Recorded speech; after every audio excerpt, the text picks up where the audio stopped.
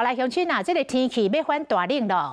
日当第一波的冷气团就末到位，到时阵北台湾的气温有机会落降到剩10度，南部嘛只有14度，这个休啊爱提出来清咯。啊，到伫冷气团要到位之前，南部的天空出现着云墙的景观，也就是美术使用云落起一座悬阁长的城墙，真壮观。 天顶出现长云，美术使用云起一座悬阁长的城墙，全像是海啸共款，将要淹过来。不少民众总伫南部看到这个奇景，拢感觉真神奇。它那个画面给我感觉其实是蛮舒服、蛮美丽的。我觉得很漂亮，很好看呢。应该是天气异常嘛，就是忽冷忽热造成的吧。真侪网友抛出一系列的记录。 共同点就是云变做一座墙，是安怎会发生这个情形？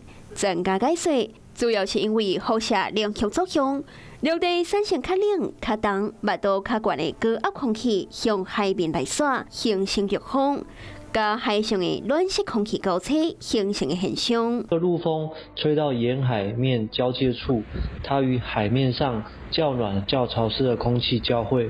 使得海面上的水汽会被向上抬升，那水汽抬升后，它就会形成遇冷凝结，并在特定的高度凝结成一个连续且边界平整的云线。所了解，日当头一波冷气团伫拜六礼拜将要报道，北部有机会较无10度，这回南部也感受到。特别是日的清晨及下周一的清晨，预估是这个冷空气最强的时候。